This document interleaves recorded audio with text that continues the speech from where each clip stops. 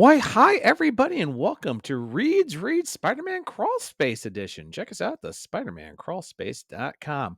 Hey, everybody, I am back. Thank you for your patience, everything. Thank you, Craig, for all the reviews that have happened, all the other people in the crawl space to make up the reviews why I took a couple of months off. Because I've decided after now the rest, it is time to come back here before we are, and we're going to go ahead and kick it all off with Amazing 979, aka issue 15 by Joe Kelly and Emilio Loiso, as we get into more with Peter in space. Despite lack of reviews the last couple of months, I've actually been keeping up with the series here. So let's talk about as we get a little thing as Peter learns the whole thing about his special new suit.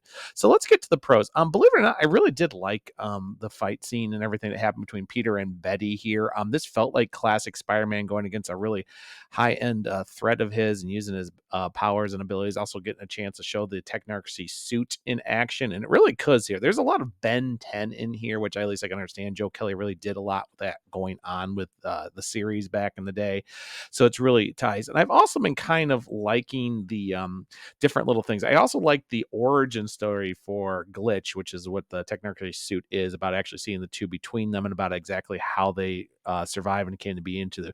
It's really interesting seeing exactly what happened with the suit and who it was beforehand, and then how it got on with Dr. Lifeblood, and actually how the two kind of partnership. What's really interesting is it really sets a really nice piece of exactly, despite, Starblood being entrapped there and helping Peter get him better and get a little bit more about what's going on, what happened with Hellgate when he ended up where he was, but also the fact actually find out how Glitch in the Technocracy suit did here too. I kind of really like it because it really gives the two's origin stories and really gives a nice little piece onto it, and it was really enjoyable. And I've been really liking the banner between Peter and Rocket Raccoon, as well as some of the other misfits here too.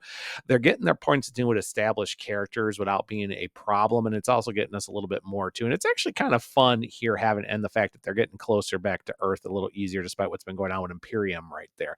But that kind of leads to the cons. The truth is, we kind of got this Peter in space kind of situation. The fact that they had a split between the two different books to get these storylines straight with Norman Osborn and Ben Reilly on Earth and everything going on there, especially with the Cult of the Goblin and Scryers and the Hobgoblin, and then here Peter's up in space and everything else too.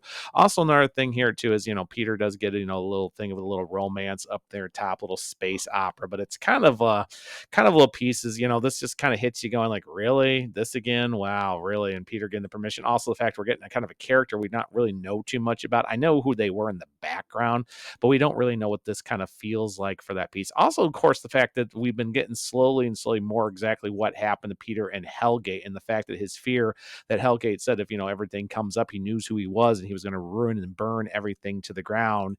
And it's also shown the Flash that before he ended up Earth, he basically told him that he had to he had to go over there to his world to get better, and if he ever came back, he was going to take it out. But it doesn't give really more interesting exactly how Peter up, as they said outside, he hit me so hard up in our planet, and it's basically saying that Hellgate really is not from Earth. He's somebody, an alien in a part here that was, of course, sent down, thought of some sort of mystical demon demigod, and basically he's just been part two. But it doesn't give anything else to on Kevin Cleansing or anything with that, and the fact that he basically, even though things happen, he basically got so mad at Spider-Man, he basically kicked him off to another planet, as he says he lost the right to be on Earth because he didn't feed it.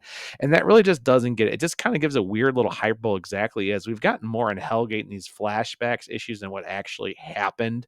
And in a way, Joe Kelly's trying to get into a point of a story with like what happened, but I think the whole drama of the non situation, like we still feel like we've been missing issues. I mean, I've been keeping up the book the last couple months. I might not have been doing my reviews or anything else, but come on, folks, this is just lazy writing, and it kind of feels like it's like, oh, there's gonna be this big payoff, and of course, the more bits and pieces we get of it, in a way, it kind of helps us feel and understand what Peter is and how he's trying to be stronger. But in the same too is I don't really get what's going on to it. I mean, it's fun with them in space and the little band and misfits and everything for Peter, and of course having everything with Glitch and of course getting finding out about what happened with the suit, and the origin was really nice. And it kind of like, because I've always loved Warlock and the Technarchy and the Phalanx and everything else from X-Men, and it really has been a favorite. I mean, especially when they kind of got revitalized during Annihilation Conquest and a few other things. But in the long run too, I feel like Joe Kelly wants to write Guardians of the Galaxy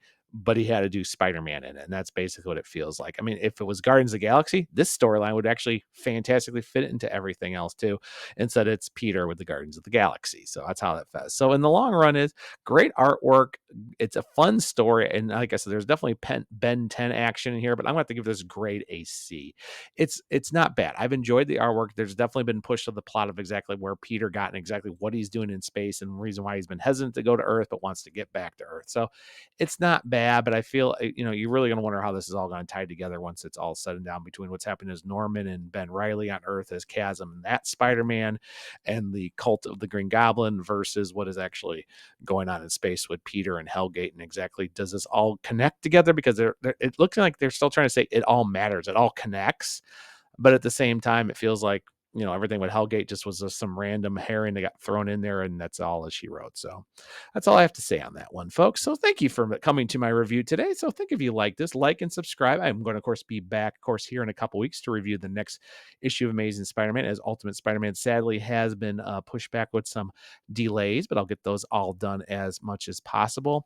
So thank you so much for joining. Thank you for the patience. Thanks to Craig, Brad, Zach, everybody who's contributed to help me while I took this time off. I just really needed to take this time off, and now I'm back for reviews, and they'll hopefully keep going up and up as they go here. So thank you so much for joining us.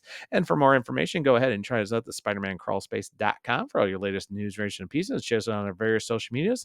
And on that note, everybody, I'll see you again on the crawl space.